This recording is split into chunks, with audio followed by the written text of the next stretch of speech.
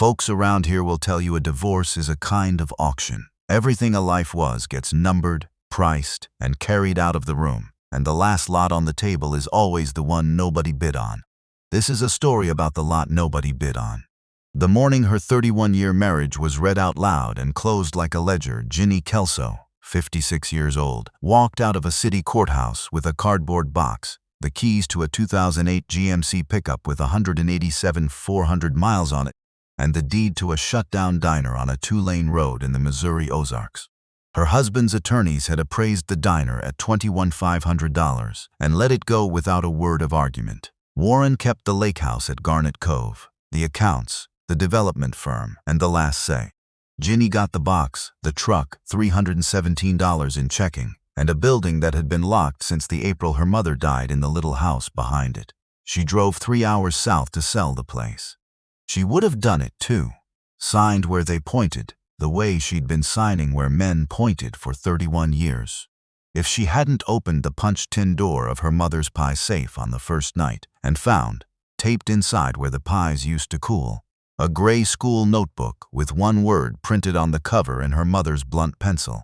Most of Donovan County knew what Opal Satterfield had written in that book. They'd known for 40 years. The only person who never knew was the daughter she left it to. Now, I've been collecting stories off these back roads longer than I care to admit, and I'll tell you how you spot the ones worth keeping. They're never about what somebody found. They're about what somebody owed. If that's the kind of story worth your evening, do an old man a kindness and subscribe before we go on.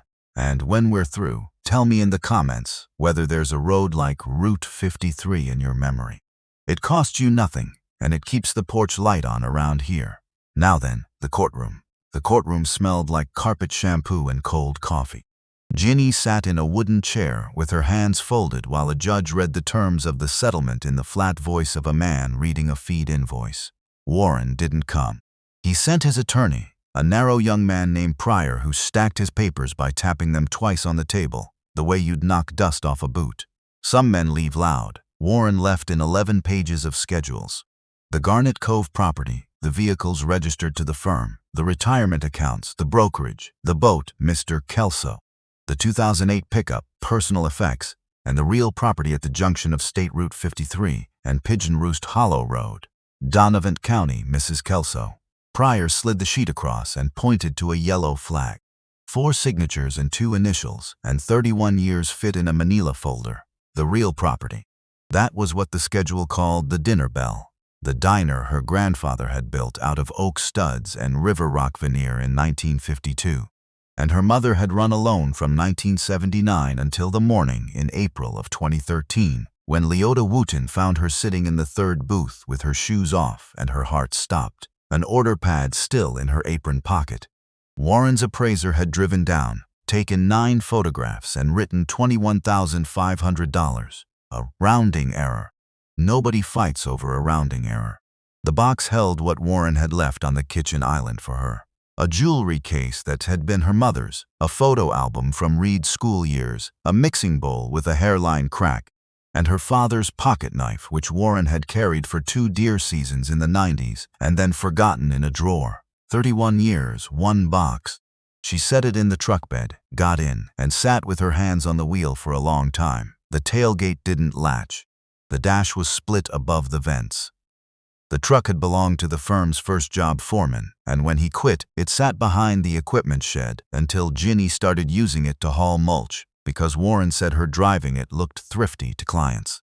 She had no house key that worked anymore, no job, no friends who weren't Warren's friends first, and a son in Kansas City who had learned, politely and early, to stay out of the middle. She pulled the deed from the folder and read her mother's name and her own under it and pointed the truck south. The interstate gave out to 4-lane, the 4-lane to 2, and then Route 53 began to climb and wean the way roads do when they were laid along wagon tracks instead of surveys. Oak and hickory closed over the shoulders. The bluffs came up gray through the trees, limestone stacked like old dinner plates, and every few miles the road dropped to a low-water crossing where a creek ran clear over concrete, and the truck's tires hissed through 2 inches of it.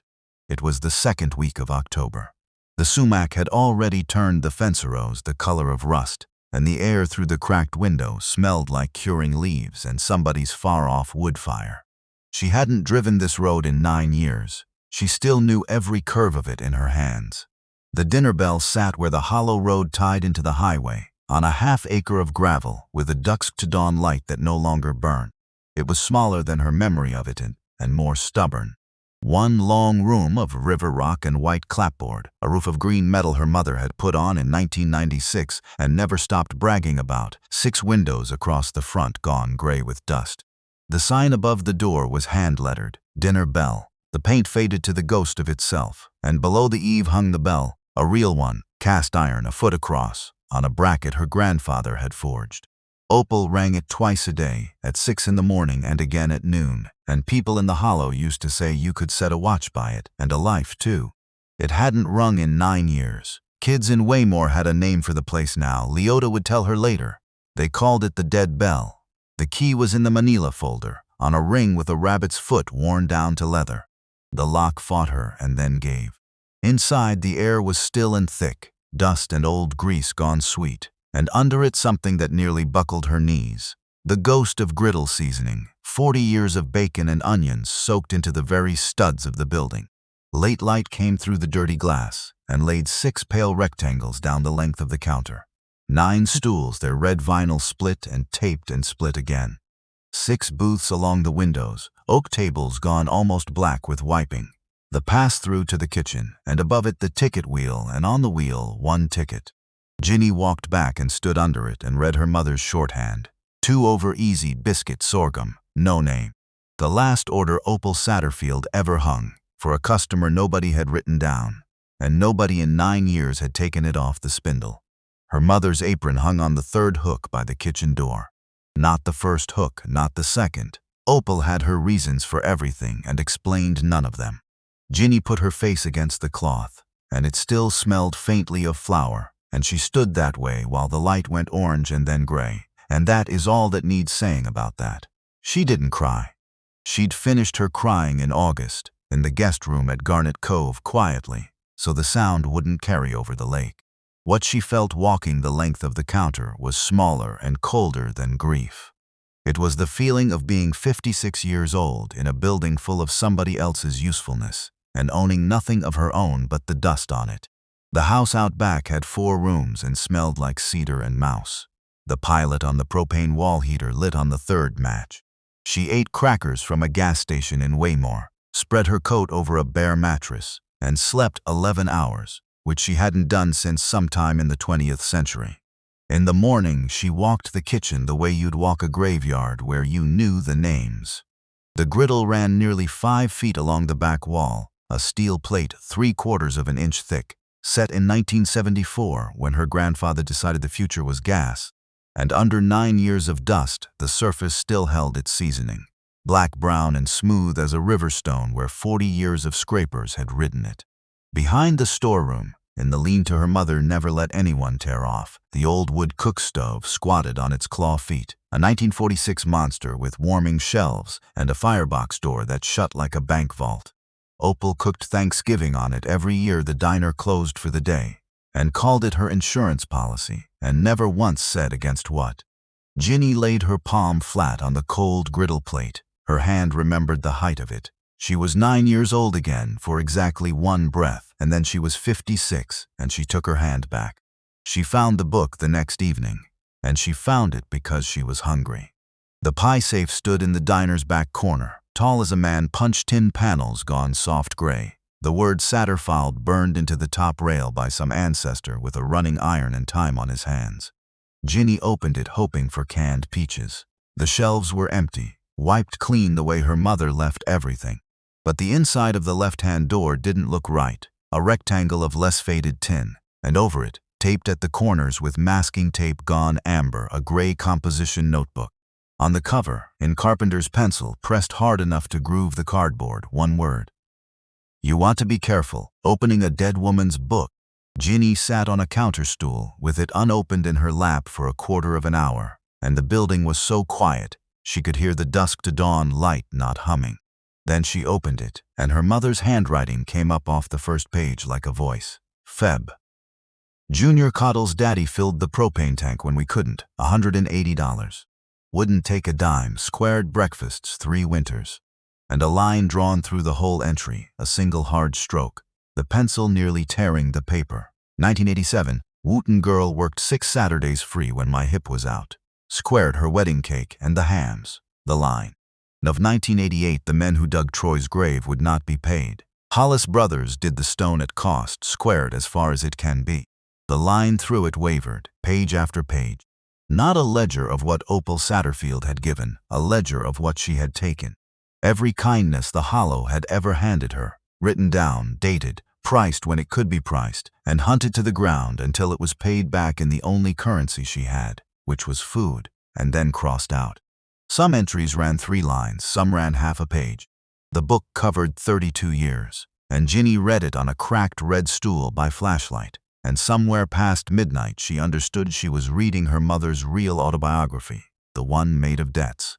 Here is what you have to understand about that book, and about a diner like the Dinner Bell, and it's worth a minute because the whole story stands on it. In the middle 1980s, the bottom fell out of farm country. Land that had been collateral at $2,000 an acre was suddenly collateral at $800. The notes got called anyway, and in counties like Dunavant, the sale bills went up on the co-op board 2 and 3 a month. A Crossroads diner lives entirely on the cash in local pockets, and when the pockets emptied, Opal did the arithmetic every cafe woman did that decade. She could watch her neighbors stop eating, or she could feed them and write it down. She ran meal tickets, a card by the register, punched at the counter, settled at hog sale time or never. She learned which men would only accept a plate if she swore somebody else had ordered it wrong. The diner survived on volume and on the 29-cent margin of a cup of coffee, and some winters it did not survive. And that is when the Hollow quietly fed her back. A propane tank here, a roof crew there, a beef quartered and left in the walk-in with no note. Opal took it because pride that starves your business is still starvation. But she wrote every bit of it in the gray book, because in her arithmetic, a debt unwritten was a debt denied. The crossed lines went on for years. Then, toward the back, the line stopped. The last pages were entries with no strokes through them. Sept 2009, Reverend's wife, the ride to Springfield every Tuesday 11 weeks, not squared. Feb 2011, snowplow man kept the lot clear all winter, would not send a bill, not squared. The handwriting shrank and slanted as the dates climbed, and Ginny, who had been told her mother died of a tired heart, could see the tired coming in the pencil.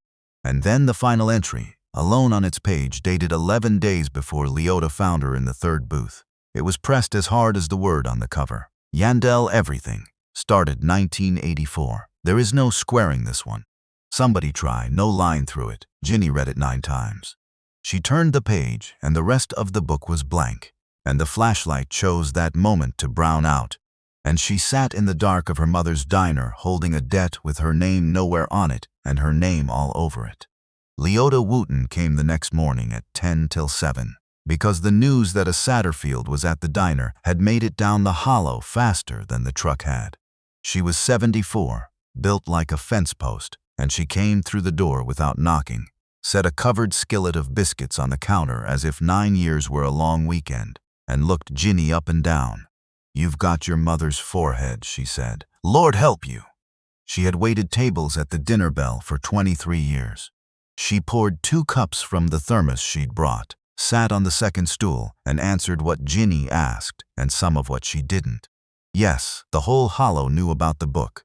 Not the reading of it, nobody but Opal had ever read it, but the fact of it, the way you know about a spring on a neighbor's land.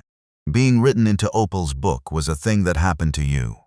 You'd do her some small good turn, and for a season afterward your family ate like the county fair, and there was no refusing it, and no thanking her for it either. You did not do favors for Opal Satterfield, Leota said. You made investments. She paid dividends till it embarrassed you. Why, Ginny said. Why keep books on kindness? Leota turned her cup a half-turn. Your mama buried a husband at 39 with a diner mortgaged to the sills, she said. Everything she ever got, somebody could take, except what she owed. Nobody can foreclose on what you owe. She said it the way you hand somebody a tool, and then she looked at the ticket wheel for a while, at the one ticket on it, and didn't say anything at all, and neither did Ginny, and the coffee went cold between them. That was the first time the diner felt to Ginny like a place where things still happened, instead of a place where they had stopped. Junior Caudil came at noon, and he came the way bad weather comes, on its own schedule. He ran the propane and feed store in Waymore now that his daddy was gone, a broad man of 60-some with a toothpick and an opinion, and he stood in the doorway and looked at the swept floor and the ladder against the wall and read the situation like a sale bill. "Heard the city one was down here," he said. "Fixing to sell it, I expect. Redbird Stores has been sniffing this corner 2 years. They'll scrape it in a week and have the slab poured by Christmas." He rolled the toothpick. "No shame in it. Buildings wore out. Roads wore out." He nodded at the eave. "Dead Bell's been dead a long while, ma'am. Folks around here quit listening for it." Ginny stood with a dust rag in her hand and 31 years of agreeing behind her, and she heard herself say, "I haven't decided what I'm doing." But that was the last hour that was true, because that evening she took the gray book to the third booth, where the light was best and her mother had died, and she read the unsquared pages again with a pencil of her own, and she made a list on the back of a Redbird flyer that had been stuck in the door. 7 entries with no lines through them. 7 debts her mother had run out of mornings to pay. She did not know yet how you squared a ride to Springfield 11 weeks running, or a winter of plowed snow, or an entry that said everything. She only knew the arithmetic she'd been raised in, whether she'd wanted it or not. Written down meant real, and real meant owed, and owed meant somebody's job. She was still in the booth with the pencil when she heard it, out on 53, an engine missing on 1 cylinder, then toot. The cough and catch and cough of a vehicle negotiating its own surrender. Headlights swung slow into the gravel and died halfway across the lot.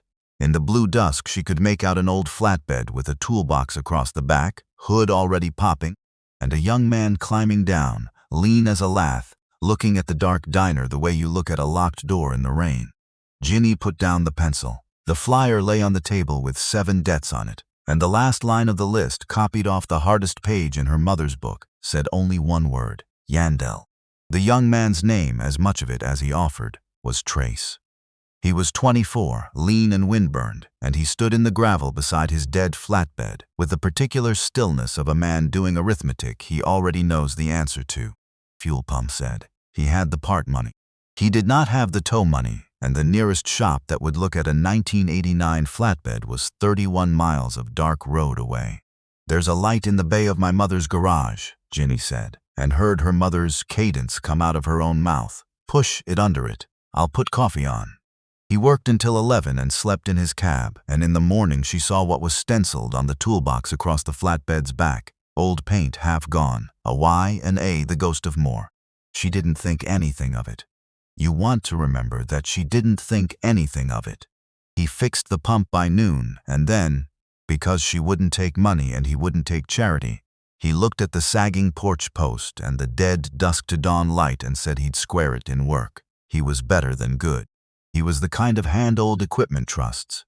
He had the griddle's gas valves apart and cleaned in an afternoon, coaxed the 1946 cookstove's flue until it drew like a chimney in a storybook, rehung the bay door on the garage, and touched every tool like it belonged to somebody he wished he'd met. When Ginny offered him steady work and the 4-room house's back bedroom against the winter, he thought about it for a full day, the way you think when help has always come with hooks in it. Then he moved 1 duffel bag in, and that was the whole ceremony. Ginny worked the book. You'd have laughed to watch her, and some did. A 56-year-old woman driving the hollow with a pencil and a 40-year-old ledger, paying her mother's debts to people who had long ago quit counting. She stocked the parsonage freezer for the Reverend's widow, who had driven Opal to Springfield every Tuesday for 11 weeks in 2009, and never once said the word for what those Tuesdays were. She found the snowplow man, retired now with 2 bad knees, and cooked for his daughter's wedding, 91 plates, and would not discuss it. 1 page she could not close. May 2012, the Deese boy mowed the lot all summer, 13, would not take a nickel, not squared. The Deese family had moved over to Salter County years back, and nobody had a number, and Ginny left the page open the way you leave a porch light on. One by one she drew the other lines through. in her own hand under her mother's, and something happened that she hadn't planned on. The Hollow started coming to see the line drawn. They'd stand in the diner while she did it, solemn as a christening. Being crossed out of Opal's book, it turned out, was as much of an event as being written in. The dinner bell reopened on the first Friday of December, quietly 6 to 2, biscuits and gravy and a chalkboard menu. Ginny stood on the step at 6 sharp with her heart going and pulled the rope, and the bell her grandfather cast rang out down the Hollow for the first time in 9 years, and inside of 40 minutes there were 11 trucks in the lot. An old farmer held his coffee with both hands and told Leota the sound had come across his pond while he was feeding, and he'd stood there in the cold listening to it, like a man hearing a rumor that somebody wasn't dead after all. Warren's letter came the second week of January, on heavy stock from Hedgecoth and Pryor. She read it twice at the counter. Redbird Stores had made a written offer of $310,000 for the corner. Warren's attorneys were moving to reopen the settlement. The real property, they said, had been materially undervalued, and Mr. Kelso was entitled to his equitable share. Ginny set the letter down next to the ticket wheel, and her hands were steady, and her stomach was not. Reed called that night from Kansas City. He'd heard. His father made sure he'd heard. "Mom, if it's worth 300, take the 300. You could be somewhere warm. You could be done." She looked down the dark length of the counter while her son talked, at the 9 taped stools and the book lying open to its unfinished page, and she said, "I am somewhere warm, and I'm nowhere near done." The help came out of the book, because by then everything did. The Reverend's widow heard about the letter the way the Hollow hears everything, and on Sunday after church her daughter came by the diner. A brisk woman in her 40s who practiced family law in Springfield and who sat at the counter, read all 11 pages and laid them down. Inherited before the marriage, never retitled, never a joint dollar in it. He appraised it himself and walked away from it. "This is a pressure play, Mrs. Kelso. It only works on people who fold." She snapped her briefcase shut. "My mother had somebody to sit with 11 Tuesdays in the worst spring of her life. There's no bill for this." There was never going to be a bill for this. Then, on the 8th of February, the sky did what Ozark skies do once a decade or so. It rained all day at 31 degrees. By dark, the Hollow was glass. Oaks that had stood since the Depression came down all night, cracking like rifle fire. And they took the lines with them. And by morning, 40-some households along Route 53 and Pigeon Roost had no power, no word on when, and driveways you couldn't stand up on. The co-ops worked outward from the towns. The Hollow was the end of every list it was on. It stayed the end for 8 days. And here is the mechanical heart of this story, so give me 1 minute of your patience. Every modern kitchen for 20 miles died that first night, because a modern gas appliance is only mostly gas. The ignition is electric. The safety valves are electric. The registers and coolers and well pumps are electric. But the dinner bell had been built by people who did not assume the 20th century would always show up for work. The 1974 griddle ran on a standing pilot, a small blue flame that asked nothing of any wire, and its 3/4-inch steel plate was the reason a diner keeps such a thing for 50 years.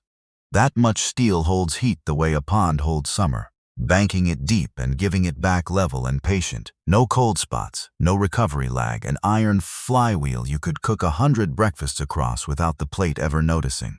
The propane tank stood at 80% because Ginny had filled it in the fall. And when the propane needed sparing, there was the lean-to and the 1946 cook stove and a hollow full of downed oak. The dinner bell never closed. It ran 6 in the morning to 8 at night for 8 days. On the pilot light and the wood stove and snowmelt heated in canners, and Ginny and Leota and Trace fed whoever came. Better than 90 plates a day at the worst of it, chili and cornbread and eggs and beans. Linemen from 3 counties, old couples who came for the warmth and stayed for the checkers, a young mother who wept into her coffee and left with a box of food she never ordered. Nobody was handed a bill who couldn't stand one. On the 5th morning, a lineman came in stamping sleet off his boots, 20-some, and stood staring at the ticket wheel like a man remembering a smells and said, "I mowed this lot one summer.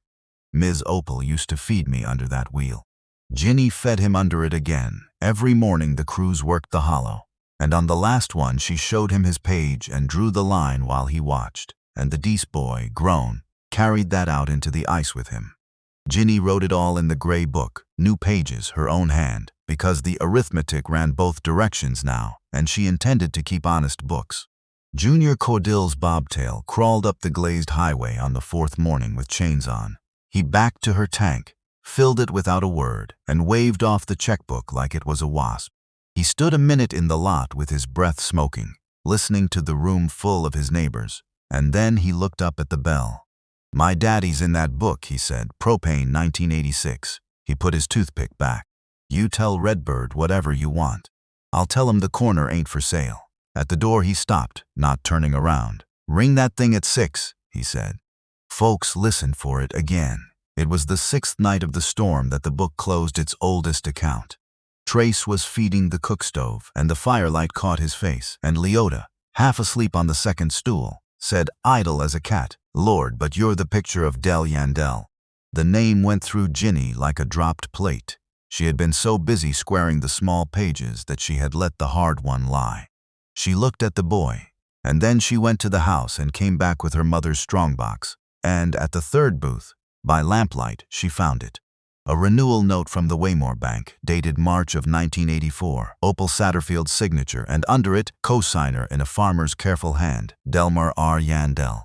The papers under it told the rest the way old paper does, politely and completely. In 1984, the bank had declined to carry the widow Satterfield another season, until Del Yandel, who ate his dinner at her counter every sale day, put his name and his unencumbered 80 acres behind hers. In 1987, when his own notes were called in the general wreck of that decade, the pledge against her paper was one more stone in the pocket of a drowning man. The Yandel place sold on the courthouse steps in June of 1988. The family scattered north for work, and Opal Satterfield spent the rest of her life feeding a county with a diner that existed because a neighbor's farm didn't, and wrote, 11 days before her heart quit, "There is no squaring this one. Somebody try." Ginny put the note in front of Trace and watched him read his grandfather's signature by lamplight. He was quiet so long the stove ticked twice. "He died when I was 9, Trace said finally. "Up in Iowa, worked feedlots. He never would talk about home, and my grandma said don't ask him, so nobody ever asked him. He set the paper down without letting go of it. We always heard the farm just went under. Like everybody's." "It went under holding somebody up," Ginny said. "It's the reason there's a light on this corner. Your family's name is on the paper that kept it lit." She told him the rest, the book, the entry, the 11 days. Then she opened the gray book to the hard page, and under her mother's last pressed line she wrote, "Squared as far as it can be." Told him the truth of it. The rest pays forward, and dated it, and drew the line. And then she looked at the ticket wheel, at the one order that had waited 9 years, and in the morning she cooked it. 2 over easy, a biscuit, sorghum warm in the pitcher. She set the plate in the third booth where her mother's shoes had been off, and she and Trace and Leota let it sit through the breakfast rush like a flag. And then Ginny took the ticket off the spindle at last and taped it inside the back cover of the book, where accounts go when they are finished. The hearing in March took 19 minutes. The attorney laid down the 1979 deed, the probate order, the tax rolls, and Warren's own appraisal with his own appraiser's signature. Pryor said the words speculative future value, and the judge looked at him over his glasses the way a man looks at a rooster in the rain. Motion denied. The property was never marital. Warren caught her on the courthouse steps, coatless, older around the eyes than his tan. $310,000, Ginny. What in God's name are you trying to prove? She considered him, the man who could price anything, and had missed the value of every last thing he'd owned. Nothing, she said. That's the difference now. I'm not proving anymore. I'm keeping books. And she drove home, and the word rode easy in the cab the whole way, and she let it. Reed came in May and stayed 3 days. He'd come, she suspected, to be worried, and he stood in the doorway at 6 on a Saturday while his mother rang a cast-iron bell and 40 people's trucks found the gravel like it was gravity, and whatever he had planned to say went unsaid. On the last morning he abused tables without being asked, and at the truck he hugged her a beat longer than goodbye requires and said, "You seem like somebody I haven't met." "You have, though," Ginny said. "A long time back. She's just been away." The dogwoods came and went. Trace painted Yandel and Satter filed, equipment and repair on the garage bay in careful letters, because Ginny insisted on the order of the names, and by fall he had more small engine and wood stove work than the bay would hold. Leota trained a high school girl on the counter, and criticized her lovingly. Junior ate breakfast on Tuesdays under the entry with his father's name in it, and pretended he didn't sit there on purpose. And on an evening in October, 1 year to the week from the night a woman with $317 and a cardboard box had unlocked a dead man's lock, Ginny stood on the step in the smell of wood smoke and curing leaves, and pulled the rope, and away down the hollow, folks stopped in their yards to listen. The dead bell, they had called it. Nobody called it that anymore. Well, I told you at the start this was a story about what somebody owed, and I'll own that I stacked the deck. Because after a lifetime of collecting these tales, I've come to believe the owing is the best part of us. A ledger of what you're given will make you grateful, but a ledger of what you owe will make you useful. And this country was quilted together by people who kept the second kind. Opal Satterfield knew that a debt honestly written is just love with a due date. Her daughter learned it at 56, which is not late, it is never late. The books stay open as long as you do. This story is true-to-life fiction. All characters, names, businesses, and places are creative inventions of the storyteller, and any resemblance to actual persons or establishments is coincidental.